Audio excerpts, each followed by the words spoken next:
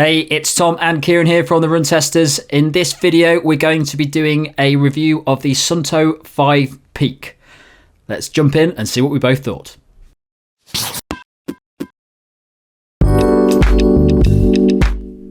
The Suunto 5 Peak costs £259 or $329. The measurements of the watch are 43mm by 43mm by 12.9mm. The weight is 39 grams. There's 30 meters water resistance. The display resolution is 218 by 218 pixels. The battery has multiple modes. There's 10 days in normal time mode, 7 days when 24-hour 7-day tracking and mobile notifications are allowed. There's also 3 separate preset training mode options with GPS that will either give you 20 hours of battery life, 40 hours of battery life, or 100 hours of battery life. It also handles multiple satellite systems. That covers GPS, GLONASS, Galileo, QZSS and Beidou. Main features of the watch include breadcrumb navigation, multi-sport tracking, training recovery, route planning with heat maps and sleep tracking.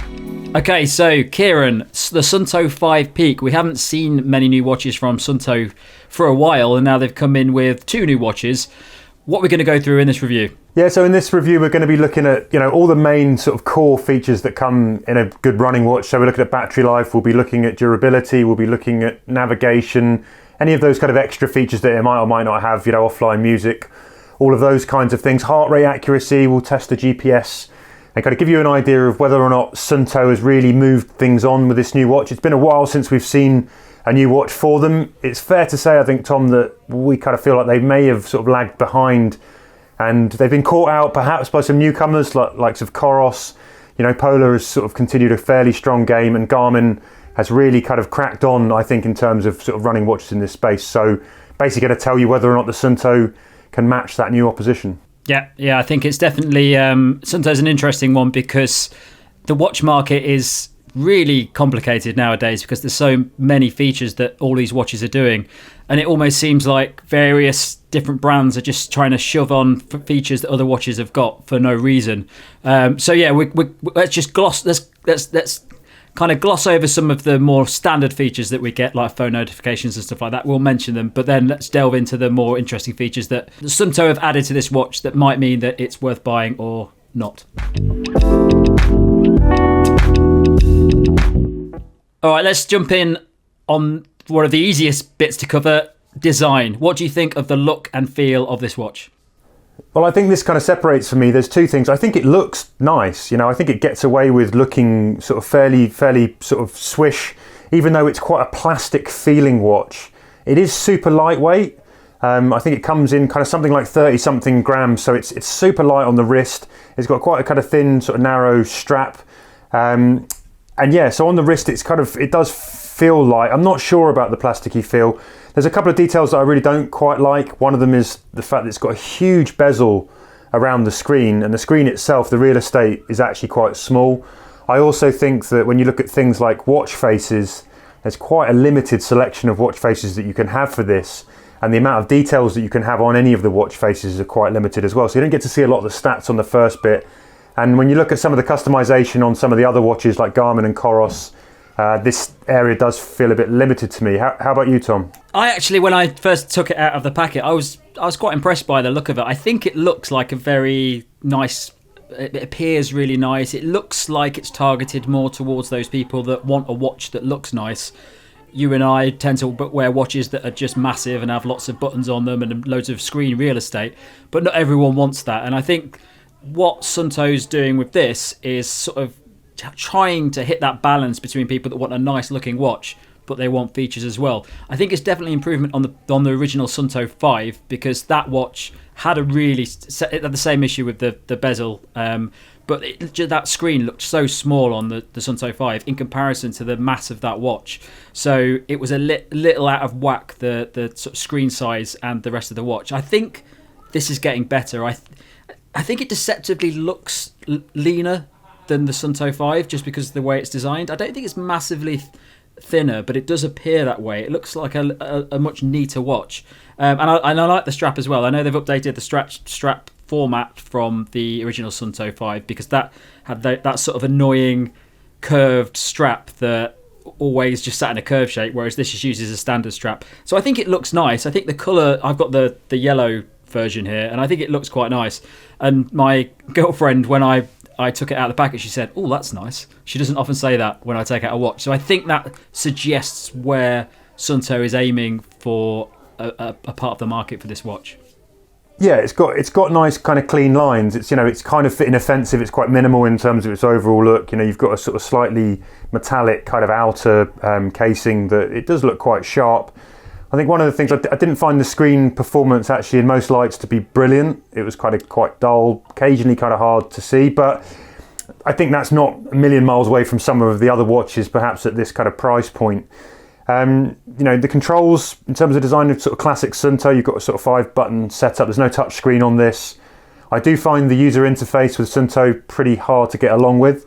Now, I know that this is something that may improve with more familiarity, or more use. The longer you live with this, the easier it is and the more ingrained you get with the UI. But I do find it infinitely easier to move between a Garmin to a Polar to a Coros.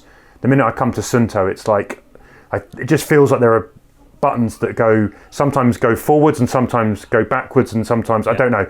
I get lost really easily. And one of the things that I find, if I'm running and I'm really tired, my brain's not quite working, I always press the wrong button on a Suunto. Yeah, I completely agree. We've been using this watch for about 2 weeks now, and I'd put us down as people that are probably pretty good at working out how to use running watches. And I've just been out for a run. I've probably done about 6 runs with the Suunto 5 Peak now, and I had to stop at one point because I'd pressed a button and I had no idea what I'd done. If you're going out for a normal run and you just sort of set it to go and you leave it and at the end you turn it off, that's fine, I think. Although I do sometimes press the wrong button when I'm trying to stop it. But the run I just did, I actually tried to use a lot of the features in there, and I was pressing buttons all over the place. I actually spent 5 minutes stood outside my house at the start because I didn't know if I'd set it right, and I'm not entirely sure if I did. But one of the problems I think I find with the interface is that, as you say, you press a button and it doesn't seem to do what you're expecting it to do. Like there's various screens where it looks like by pressing the center button, the sort of action button on it, that it will take you through to another screen, and some of them don't do anything. I've noticed this with the suggested workouts. If you scroll down into suggested workouts, there's a sort of arrow that suggests it will tell you what that workout is. It doesn't seem to do anything for me. But I think another inherent problem with the interface is it's a bit laggy. So you don't know if you've pressed the right button or not. So sometimes I'll press it and go, that doesn't do anything. But then as I press back, it will take me back twice because I've pressed a button twice that I shouldn't have because it hasn't done anything yet. So I think the interface is a major issue with this. And even if you did know fully how to use it, it's still quite difficult because of that slight lag on a lot of the features. Yeah, I agree. I found it laggy as well, and it's been sort of frustrating to use, to be honest. It reminds me of watches, maybe 4 or 5 years ago in some of the other brands where it feels like they've ironed out that kind of lagginess, and Suunto still has it. Okay, cool. So that's the design and interface covered. Let's jump into some of the actual sort of technology behind the watch. Battery life. This is quite a big thing that Suunto talk about in the marketing material behind the watch, and it has apparently in normal use it's got 10 days battery life, or it should have. When with 24/7 tracking on, you're looking at 7 days. With training mode, i.e. if you're actually using it for various activities, you're looking at there's 3 presets that you can use, and they'll give you 20 hours, 40 hours and 100 hours. How have you found the battery of this watch?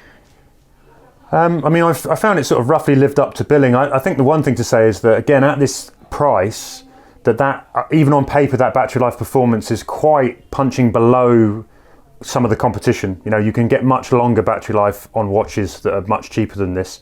But I got 5 days sort of general usage out of it, and that included around kind of 6 hours GPS running in normal GPS and about 2 hours sort of strength training thrown in. I found for a 2-hour run in full GPS, it burned somewhere around kind of 8% battery. And then kind of the overnight burn rate on average for me, whilst I was sleeping, was about 5%. So, Yeah, it was, it was okay. It wasn't great, and I just think again, it's more about even if it lives up to that billing, it's still not at the level that I think you can find other watches, Coros Pace 2, that will do more. Yeah, I found the same thing as well. I actually got about 6 to 7 days with 3 runs. I wasn't tracking any gym work over the week that I was testing battery life, and it's fine. I don't mind charging a watch once a week, but again, I've got. We've tested other watches that can do a lot longer and have the same feature set as this watch. So if maybe you'd never bought a running watch before and you started using it, you'd probably go, oh, it's fine, I'm not a problem. But if you're used to testing better watches when it comes to battery life, it can be a bit frustrating when you're used to charging every 2 weeks. So yeah, same for me. I think it's fine, but definitely not a leading battery life for the watch level it's at. Okay, so how have you found the GPS accuracy? So in terms of GPS, I've done most of my runs actually using the kind of full GPS, and it's been pretty close. I like to look at these things. I put them up against some really sort of, I guess heavier hitting watches like the new Phoenix 7, the Epics, the Enduro, big money watches. And on GPS performance, it's been within a 10% margin for error on the overall distance. I haven't really had a problem with that. I think one of the things where I found there was potentially an issue was when I was starting to use the kind of routes, the turn-by-turn navigation, and it would often kind of either flag up a turn too early or too late, and I've assumed that is to do with where it thinks I am in terms of the GPS. I haven't sort of done a nick here and gone into the sort of granular, does it does it actually match the sort of turns and put me in the river? I tend to, for a watch like this, I tend to sort of think, is it going to be good for that kind of overall general kind of distance? And it seems to have been fairly on the money for that, not too much problem. In terms of real-time pacing, powered by the GPS as well, it's done the same thing that I find on most watches, which is it can fluctuate. It's not an exact science, but performs almost on a par. Yeah, I've tested it against the Pace 2 and the Garmin Fenix 6 Pro, and what I've found with it is it seems okay, but it's always a little bit over. I tested it on track against Garmin's track mode, and it just seemed to be over 6k on the track. It was about 300 meters over, and when testing today, I found that it was almost 50 meters over every kilometer that I was running. So by the end of it, I got to 16k with the watch, but I was still on 15 something with the with the Suunto, and I was still on 15 something with the Garmin Fenix 6 Pro. So just seems like it's a little bit out. It's not a major issue, but it might be annoying if you really do care about the sort of tracking of your miles. And I've not used it for a race yet, so if you're using it for a race, that might be an issue. I guess if you go like marathon distance, if you're adding that incremental stuff, by the end of it, your watch has told you've done your 26 and you've actually still got half a mile to go, it's going to become frustrating. I normally expect to be 500 meters to kilometer out on a marathon, but based on what I've used with this, I think it'd be quite a bit more, and that's going to become quite frustrating, especially when you're trying to work out how far you've got left in those last few kilometres. All right then, speaking about navigation, I've just been out to test the turn-by-turn navigation around the Downs, around Brighton. So this is a good test, actually, because I've only recently moved to Brighton, and it's a nightmare trying to find where to go. So I have to leave from the city centre and sort of navigate my way outside the city, and then I'm in the Downs and I've got to find my way across the routes and then go down to the sea. So it's a pretty good test, and I never know where I'm going. What I've found with this is normally I'd use the Garmin Fenix 6 Pro to do my navigation, and I always find that watch is absolutely spot on. I never get lost. You've got the map as well, which obviously makes things a bit easier, but it tends to be in real time. So if it's telling me to turn left or right, and you've just sort of mentioned this, I know that it's coming up. Whereas what I find with the Suunto 5 Peak is that there is a delay on it. So I would almost, sometimes I'd be running up a hill and I'd get about 100 meters and then it will say you're going the wrong way, and I'd have to come back down and then turn another route. So I did find that quite frustrating. It just seemed to be behind the GPS tracking quite a bit, which is very frustrating. What I also found was that the routes it gave me, so I used the Suunto app to set my route. I wouldn't normally do that. I'd normally use the Garmin Connect app, which uses the sort of popularity of routes that people are running on, which I've found is absolutely fantastic. And I very, very rarely have any issues with the routes that Garmin Connect gives me. What I found with this is that on at least 5 occasions on the run I did today, there was nothing there. So I don't know where it got that route from. I'd presume it's not using some sort of popularity route system, because there was one point I ran through a church and there was absolutely nowhere to go from the other side of the church. I was just in a churchyard. So I did find that difficult. I'm not quite sure. I'd like to know where the mapping comes from in Suunto's route planner. The route planner itself is fantastic in the app. I think it's one of the best features of the whole Suunto system. There's a really nice 3D mapping tool, so if you're in the Downs or if you're, say, in the Lake District or something, you can see what your route actually looks like on a 3D map, which is really good. It's just when you pull it through to the watch, suddenly becomes a bit limited. And also I found that the visibility of it on the screen was really difficult. It's okay if you've got a straight line and you're turning right at the end of it, but if you're running around the Downs and there's just lots of little overlapping paths, I had no idea where I was going. And because of that lag, I got lost a lot. I probably did about 1.5k more than I meant to do today because of that. Yeah, I totally agree. I mean, I think I also really like the app. You can easily draw a line for the route, or you can get a kind of round trip in there quite easily. I've done the same here, kind of more urban stuff in London, and that bit I found kind of quite nice. Sort of seamlessly sort of sends it to the watch, which is great. There's not too much faff. But then when you get out and start to try and use this in practice, following the route, there's a couple of things. I found it laggy as well. Often I'd either gone beyond a turn or I was before a turn, and I couldn't quite work out. And it really struggled if you had something that was a bit like a slight left and then a straight. It would get those turns confused, and it was really hard. And what would happen? The turns pop up and take up the entire watch screen, so you can't see the route underneath. It just has, you need to turn left in. And so you're not really sure. It's on other ones, it's better when you can actually see an arrow at the bottom. You can still see the route, so you can see the road ahead. And that was really difficult. If you got into a bit where there were lots of turns in a short space of time, the small screen, they were all so bunched up that the dots were kind of overlapping each other. So it was almost impossible to read where you're supposed to go. And then, often I'd have to, you sort of find yourself stopping and waiting. And, I actually found that when I did this, the idea that I was just going to whack in a route because I didn't really know where I was going to go and amble around for 10Ks, it ruined the fun of that run. I'd rather have just gone and got lost, to be honest, or worked out and I'd stopped and got my Google Maps out on my phone to do me a route home when I needed to. Once I'd run 4K, it would have been much better. I found it really sort of interruptive in the run. The screen size doesn't help that. You can't sort of zoom in to that kind of those directions to get any kind of detail. And for that reason, I mean, the turn-by-turn nav is something that this watch has over and above, like the Coros Pace 2, but it's not, for me, very usable. So even at that, that's one of the big benefits that you might be thinking, well, I could get this over some of the watches at this price point. But to me, it's not very, I don't know, I wouldn't be buying it for that. Right, so how have you found the heart rate on the Suunto 5 Peak? Well, a couple of things here, a couple of problems. The watch kept telling me that I wasn't wearing it in the right place. It's got what could be a handy warning at the end of the run, although it would be a more handy warning sort of during the run rather than at the end, where it says the watch wasn't being worn in the optimal position to get accurate heart rate. And it says, then it gives you a little, move it more centimetres up away from the wrist bone. Now I know this, and I do wear my watches like that. And I found myself sort of having to edge the watch higher and higher up my arm to try and get rid of that, and it didn't seem to work. I found it very hard to get a comfortable and optimal kind of fit on this in terms of the heart rate. So that was a problem overall, and that's probably why some of my stats were skewed. So I found that it often had a much higher max heart rate reading at the end of it and a much higher average heart rate reading as well. So I wasn't, it's an optical heart rate. I'd always suggest get a chest strap.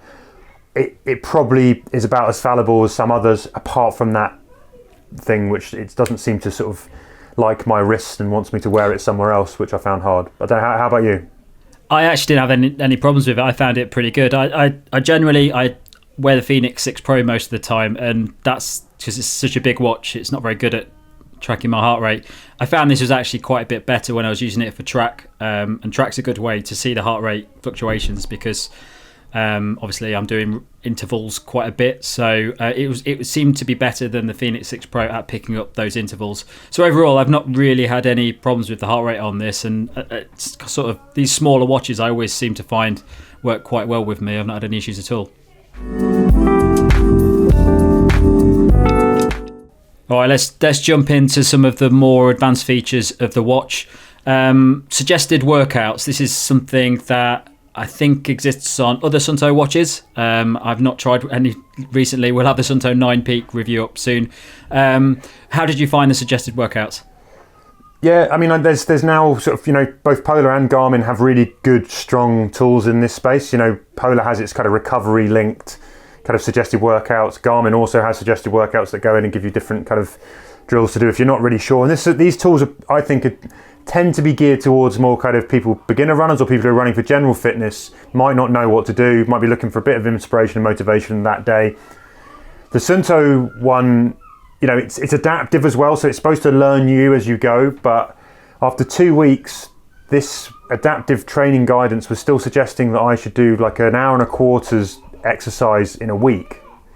Now, that is nothing like what I run or would ever run, and I think even if you can't even interrupt that and tell it that I would do more initially so it can sort of calibrate faster, that seems a bit weird to me. And then out of the back of that, you'll get sort of 2 or 3 suggested workouts for the upcoming week, and it was doing random things like suggesting a 35-minute all out or really hard, or there's some terminology which is sort of quite kind of loose, and it didn't just seem to ring very true to me. They were quite arbitrary, and I think for me, if you know anything about how to sort of train, these aren't going to be something that you'll use. They weren't particularly strong. I thought they weren't as good as those that you'll find on Garmin. So the Garmin suggested workouts, it might give you really good sort of granular broken down interval sessions to do, or long recoveries. It seems to be a little bit more intelligent than the information you get here. Yeah, I actually quite like the Garmin. I don't tend to use them, but I think with something like Garmin, you could, even as a relatively seasoned runner, you could find them useful, because it will actually give information on what type of running you should be doing, and if you're doing intervals and that sort of thing, which is the kind of information you need. Just saying 35 minutes hard, moderate, easy, it's such a vague thing to say, especially if you're a beginner, because you don't really know what hard, easy and moderate is. Sure, for most people, hard and moderate might be the same thing. You don't really know, so it leaves it up to you, which doesn't really have any value at all. It would be much easier even if it didn't go into the depth that Garmin goes into, but just said half an hour hill run or something like that, just a little bit more information that people can use as information to shape their training. So yeah, I didn't really find that very useful. What I also didn't like about the suggested workouts is that they seemed very limited. You can't really find any more information on them. It's just it's more like a pop-up saying, here's do a little bit of exercise over these 3 days, when you might want to find out more information. You just can't do it in the watch. So I think it is quite limited at the moment, and I can't quite work out who it's targeted for. It's also interesting, it's not integrated, so it's sort of buried as well. And it's another thing about the UI. There's a few things in Suunto where you sort of have to go and sort of find them and dig them out, and it's like it's not intuitive. With Garmin, you go into run, and then that day it will suggest a workout, and you can say, yes, I want to do it, or no, I don't want to do it. Yeah. When you've stepped out and you're ready to go, it's really easy to use it or not. This, you're like, well, no, I have to go and find the workout, and then I have to sort of come back to the run section, and it's just a bit odd. And there's a couple of things. It's just not a great tool, I don't think. Okay, so how about some of the tools that we've seen on a lot of other watches at the moment? We've got stress and also recovery. Did you have a look into both of these things? Yeah, a little bit. I sort of find the recovery screen that's on there, when you look at it sort of daily, see where I'm at, it's a little bit kind of, it lacks a little bit of kind of detail. It just sort of, I look at it, it says, yeah, you're recovering. Yeah. And you've been in recovering mode for 2.5 hours. If I'm reading the data right, and there's no sort of recovery time recommendations, it just feels, again, just a bit rudderless to me. Not as useful as some of the competition, basically. How about you? Yeah, I'm the same. I think that if you're going to have recovery, same as suggested workouts on a watch nowadays, you really need to add some sort of context behind it as to what you should be doing with that. And I don't get it. It feels like it's ticking a box for recovery for me. And to be honest, I know, like most of the time, it's not really giving me any new information. Some watches go into a lot more depth now with recovery information, which gives me information that I don't know, and it surprises me. But I know if I've been for a run, and I know, I've got to recover afterwards, so it's not particularly useful information.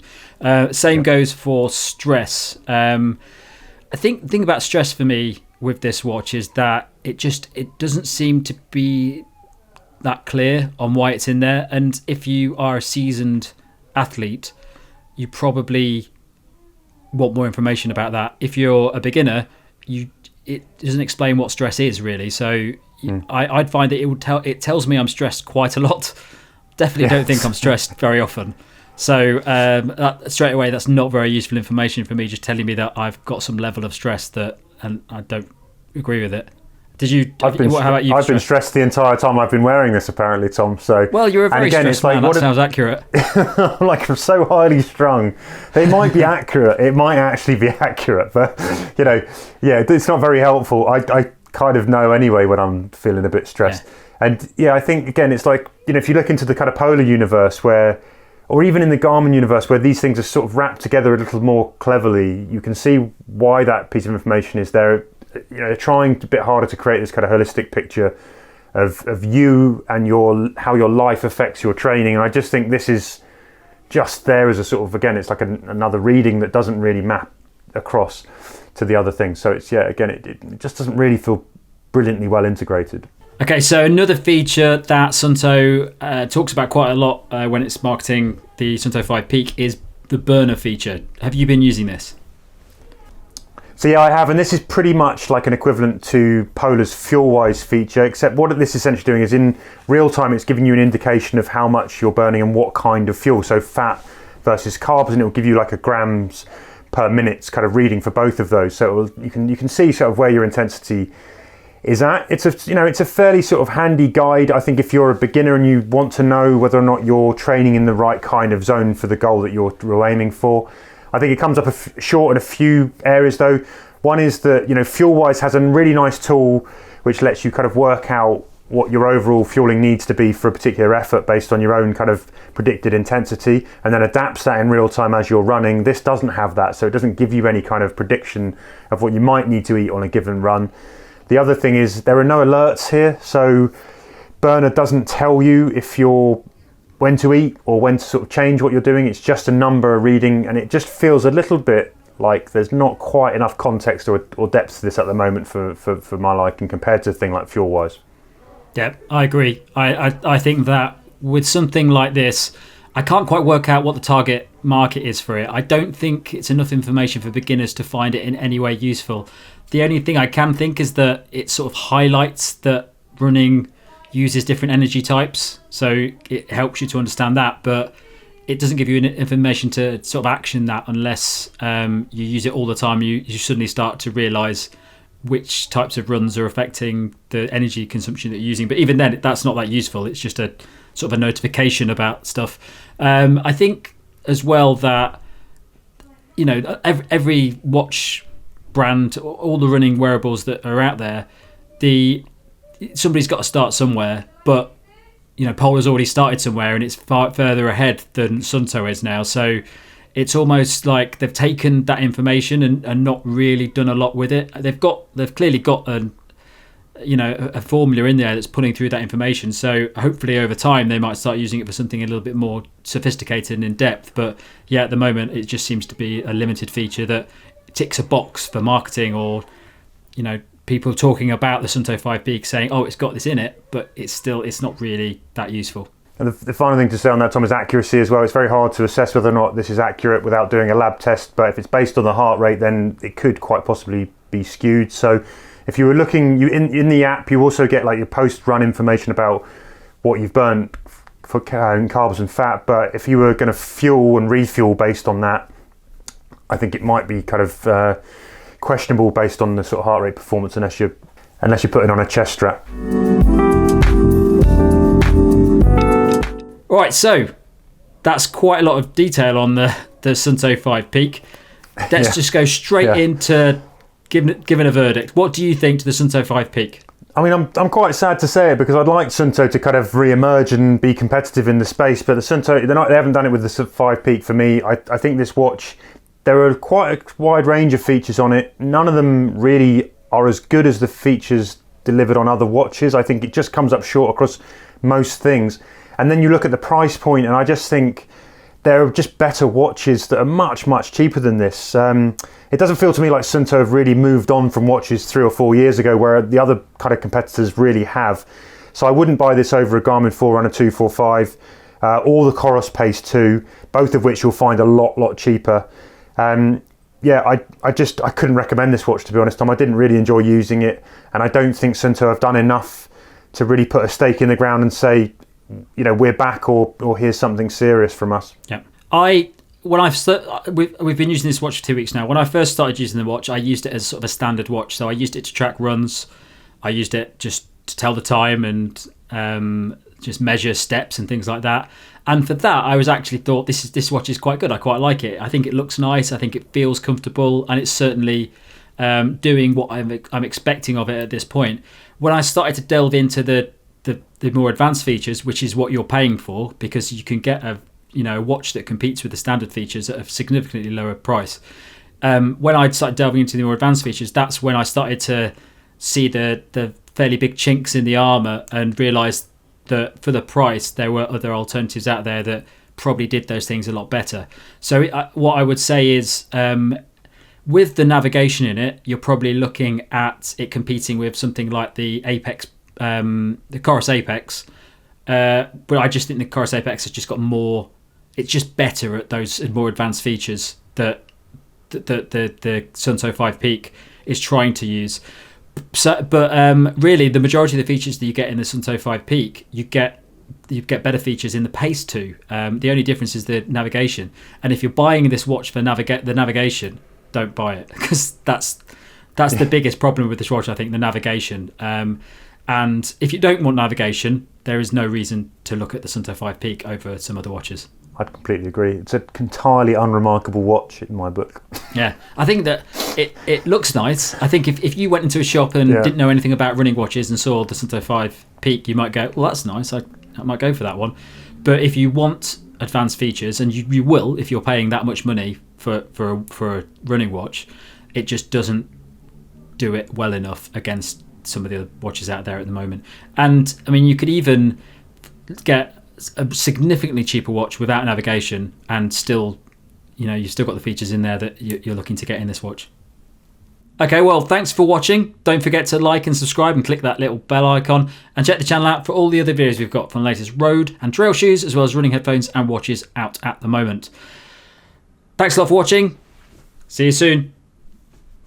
See you later.